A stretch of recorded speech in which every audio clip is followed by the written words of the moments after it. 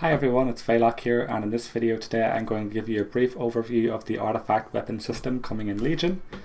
For those of you unaware, artifact weapons are very powerful weapons in lore that players will be able to wield in Legion, and this weapon will be keeping with you for the entire expansion, and you'll be making it more powerful as time goes on. Now, there is an individual artifact for every single spec in the game, and each one entails a quest line in order to obtain it. So once you begin Legion, you will be able to pick which artifact you want to pursue for your spec, like which spec's artifact you want to go for, and then you'll follow a quest line until you get it. And at level 102 then you'll be able to pick up your second and third artifact for your other specs. Now, artifacts are just like this, they're just regular weapons, but they're very powerful and have special effects and abilities. So a lot of artifacts are only one-handers, so they also come with secondary offhands. Now, these offhands are tied to the artifacts, so when you equip one, you equip them both. Like you can even see here, like in the case of the Doom Hammer, for Enhancement Shaman, they're kind of tied into the same tooltip. So when you equip one, it equips both of them. Now, artifact weapons, they all come with a special ability. Now, if I open the artifact trait tree, if I shift right click, you will see this window here, which is kind of reminiscent of the old talent trees. So you will be familiar with this kind of layout if you played from vanilla through Cataclysm.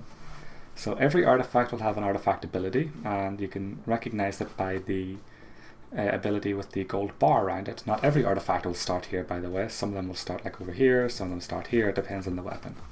So every artifact will have an ability you will get as soon as you equip the artifact. In this case it's the Gift of the Queen, which is just an AoE heal that increases max health. That's what the rest of shamans get.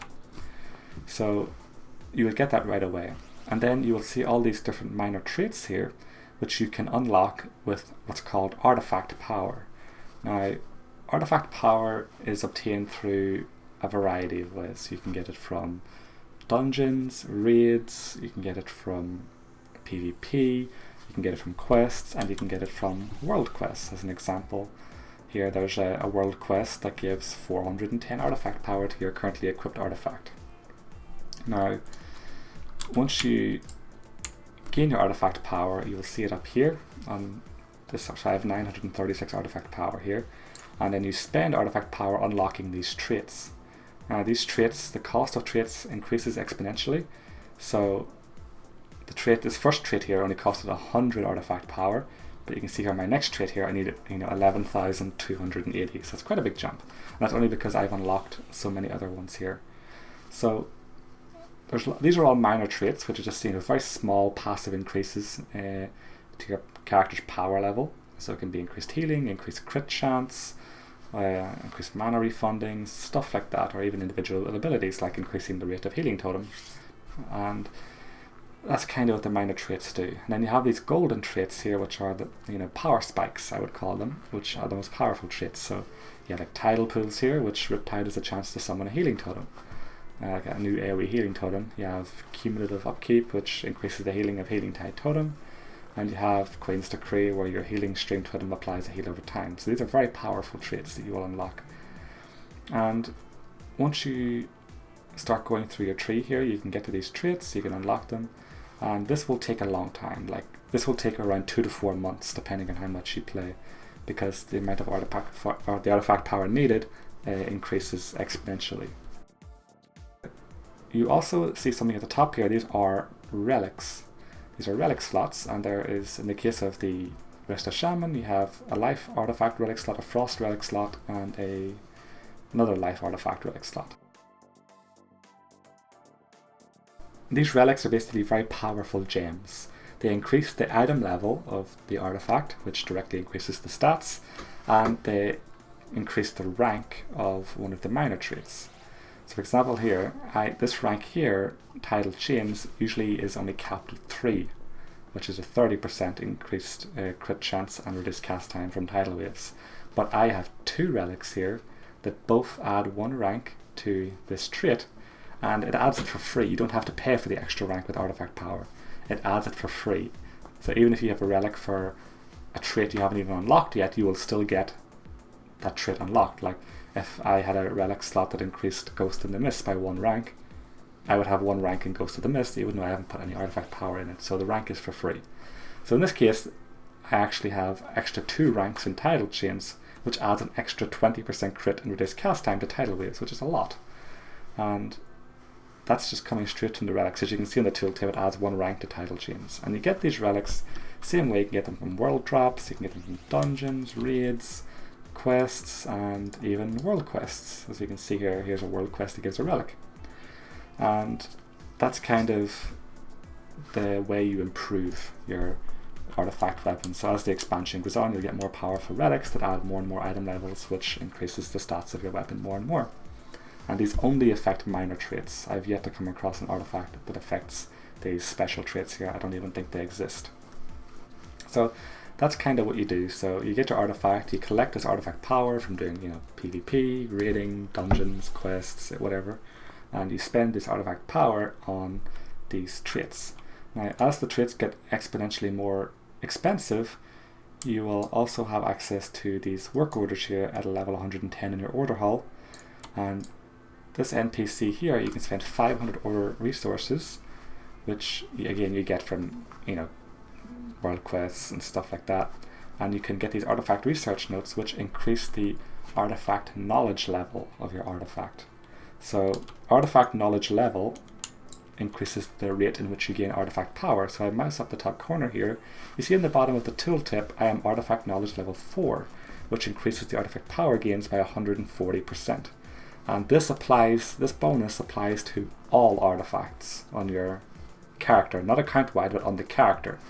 So even if I used those artifact research notes, that bonus also applies to Doomhammer and Vista Rodan.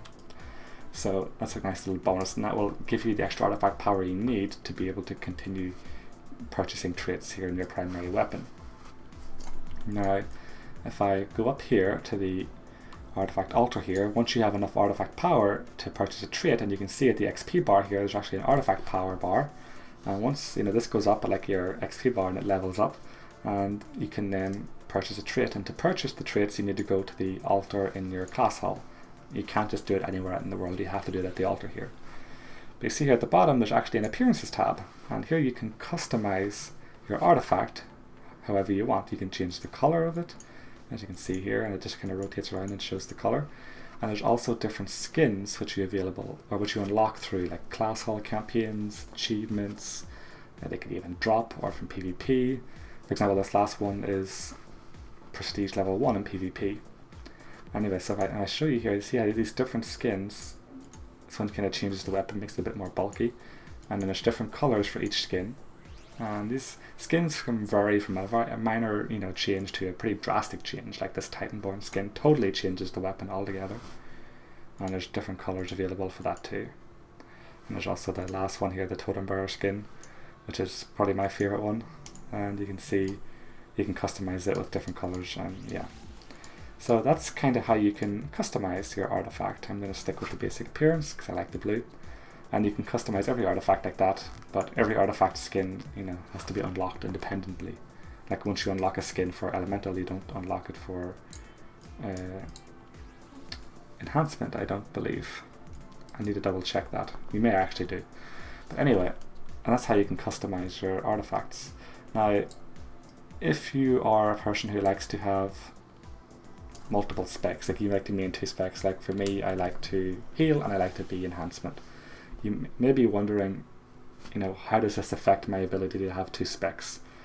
Well, there's a bit of decision making to be made here, because the artifact power you gain from questing and world quests, it goes into your bag in the form of a token, and when you right click it, it applies the artifact to the power to the currently equipped artifact.